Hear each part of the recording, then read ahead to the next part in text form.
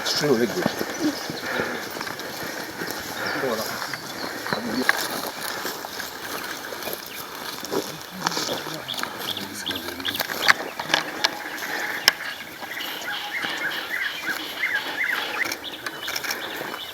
Okay, kiti.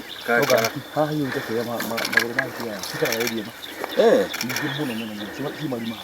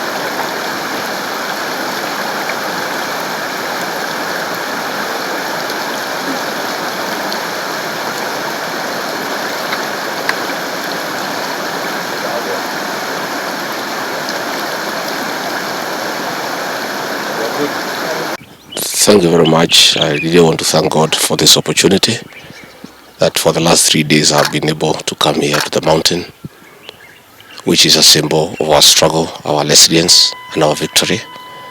And more so, this mountain is a symbol of the unity of our region. And I've had time to come here to make peace with God and to pray for forgiveness for our sins, so that God can forgive us, so that all the challenges that are bedeviling our people, God can take care of them. Finally, again, I have taken the opportunity this morning to cry before God for the people of Meru, where there are challenges of leadership threatening development. Meru County is very dear to President William RUTO and I.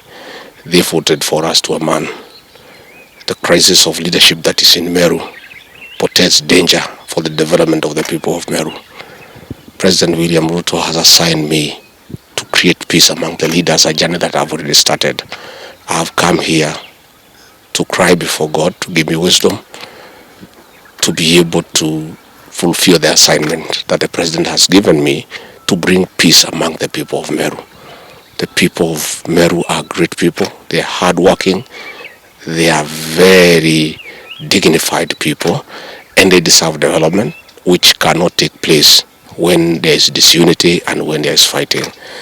I have prayed to God to touch the hearts of our leaders, to be humble in Meru and to put aside differences, personal or otherwise, for the benefit of the people of Meru.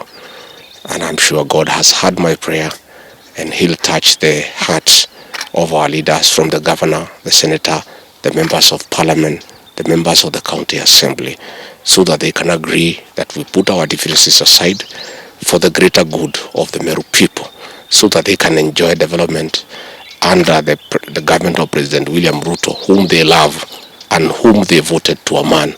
And it will be very sad that the people of Meru, who voted for President William RUTO and I to a man, fail to get development during his tenure because of disunity and disagreement among leaders.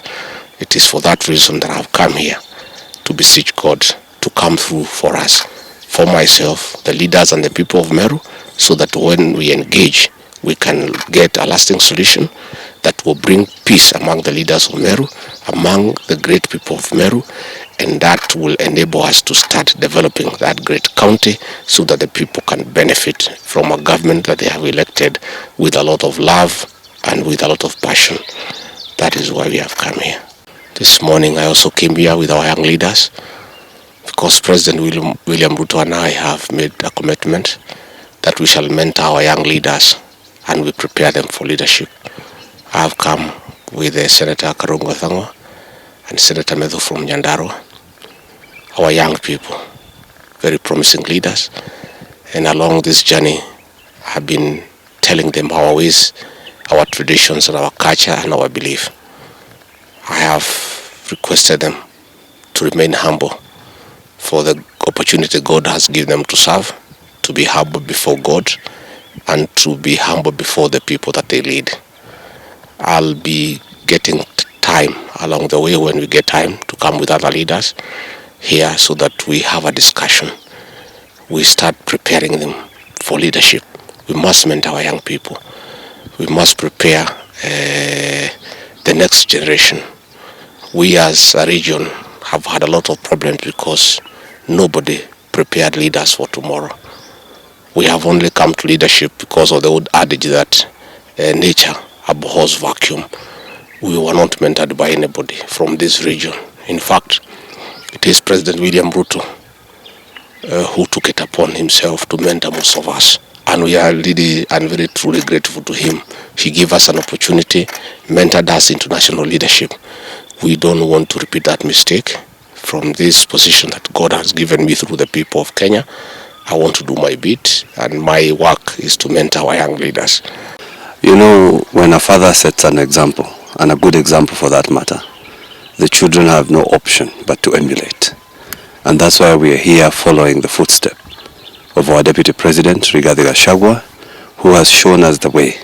We have come here to the mountain, of course, to thank God, and especially the turbulences we went through.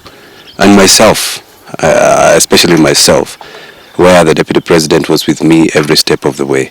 So today, as we thank him, we are also thanking God, because without God's grace, we could not have made it.